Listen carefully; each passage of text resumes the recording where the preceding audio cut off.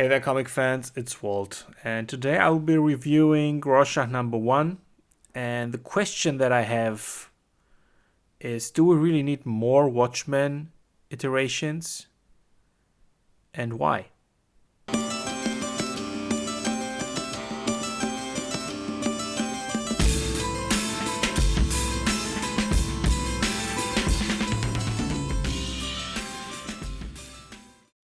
Well, first off, it's a fantastic cover by Jay Lee, a variant cover with the Rorschach training in front of the mirror with those funny Dr. Manhattan weights and the white cat lying over the mirror. It's really well done. It's really funny. And it's a good teaser for what's inside, so I'm really eager to know more now.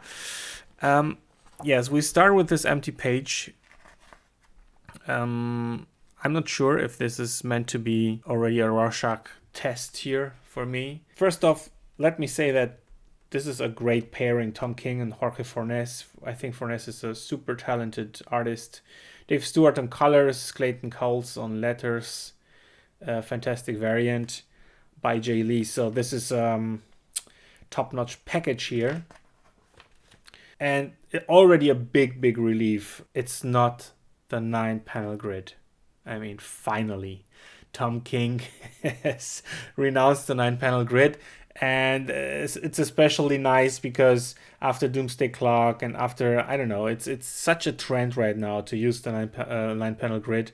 So it was a big relief to start with those, like it's basically the antithesis of the 9-panel grid, those 4 vertical ones, and they're really cool. It's great storytelling.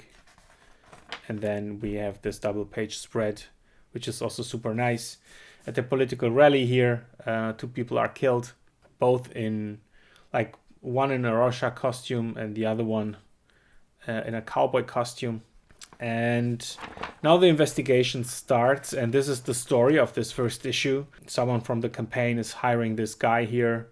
Not completely sure what his roots are, what his origin is. Is he an FBI guy? Is he just a private investigator? Not quite sure. What is really visible here from the beginning is the color tonality, but also like the fashion, you know, the cut of the suits, the fact that they're drinking during daytime. Everything is very much 70s-like. And that was a bit irritating in the beginning because the Watchmen are set up in the 80s. Is it a backstory of sorts? But this gets resolved pretty fast through the telephone here, which looks 90-ish. And a bit later on, we get to see that there are a few hints here that Mr. Robert Redford is running for president or is already president, and something about Oklahoma, which instantly tells you that the TV series is also coming into play here by Damon Lindelof. I'm sure most of you have seen it. There are people who love it. There are people who... There are others. I'm of the second crowd. But I totally see that it's a very well done series, and that it's also and that is similar to the Watchmen comic, the comic series, that it really got very close to the psychology of our times, to the conflict lines of our times, and that's a great achievement in a way. I'm not completely sold on the characters and how it was told. But, well, it's not about the TV series here, but about the comic. What I really like here, you see, he's talking with this guy here, and we have a flashback inside of the page. You know, normally you have some kind of caption who tells you, well, now we leave this plane and we enter a flashback plane.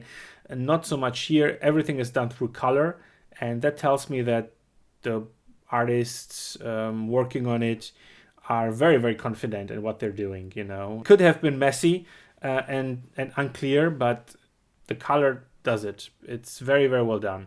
All right, so it's an investigation. So this guy goes from one place to another and tries to puzzle it together. And here he's interrogating one of the policemen who got called when Rorschach and this girl showed up at the rally. And he's telling the story, again a flashback, this time without color because it's a recent one. It's a great action sequence. Very cinematic. Fantastic coloring. Fantastic Rorschach. So, if nothing else, it's a beautifully rendered book. A bit of Francisco Francavilla in here also. I think Jorge Fornes is also from Spain, so maybe it's the Spanish touch. Well, yeah, it's a long sequence. It's a long flashback sequence. So here I was like, okay, a pager. Where are we? Is it 80s, 90s, noughties, whatever? For me, the whole questioning of the setup was a bit distracting from my reading experience. So I'm not sure that was very successfully done. Like, you know, just like set the year in the beginning and you're done. But maybe they wanted to have this guesswork going on. And here something very, very interesting is beginning to happen. This is where I got really hooked. And he's listening to a tape. And this tape is a seance that was recorded. A seance is where when you call the dead, you try to communicate with the dead. And it's real life characters from the comics community who are becoming part of the whole mythical world of the Watchmen. So it's Otto Binder, the creator of Supergirl, and also writer of many Captain Marvel comics. Not the Marvel Comics Captain Marvel, but the original dude from Fawcett Comics. Basically the one that Moore later revamped as Marvel Man. So it's everything is a bit meta here. And they're having a seance, like I said. They're talking to the dead. Otto calls his daughter, Mary Binder, who, and this is a true fact, she died as a 14-year-old in a tragic car accident. And this threw Otto Binder completely out of line, and his wife. Obviously, it's the worst thing that can happen to parents.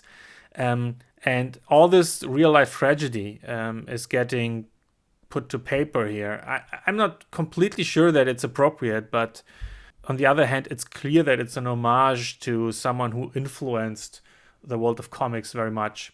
And there is also another funny surprise here. Frank Miller shows up and says hello to his grandmother. He tries to communicate with his grandmother. So yes, it's a funny choice to put Frank Miller in there. Frank Miller was already going strong in the mid-'80s when Watchmen was released. You can't really say that he was influenced by it in any way. So I'm not sure what Frank Miller's inclusion here means. I only enjoyed the fact that it's becoming much more of a comic inside story rather than another iteration of the Watchmen. We have so many superheroes we can do different versions of. The Watchmen shouldn't be that. They're much more than that. The Watchmen are always a metaphor for our society and for our current conflicts and deep wounds that we carry with us. And not just another superhero story. There are so many other superheroes you can do your stories with. And I mean, frankly, Rorschach, just do your question story, you know? I mean, Tom King could have done like a question maxi series. But he chose Rorschach for a reason. And now I'm a bit more curious what that reason is. So it has something to do with the world of comics, the world of creating comics. The way that the suspect is described here, who is this Rorschach imitator who died, is very close to Steve Ditko. And we know that Alan Moore already intended for Rorschach to be a homage to Steve Ditko. So I feel that Tom King is really going deep into the real life roots of the Watchmen and its connection to comic history. And this historical aspect of it is something that I'm intrigued by. Not so much the story itself, frankly. The story itself is a bit slow. It's not the greatest first issue to pull you in and pose like this. Yeah, there is a spoiler towards the end. I won't spoil it for you if you haven't read it yet. I would just say don't buy it because it's another great superhero story. It may turn out to be one. I'm a bit dubious about that. Buy it if you're interested in comic history and in metatextual combination. In that category, this can be a very interesting book. So do we need more Watchmen superhero stories? Definitely not.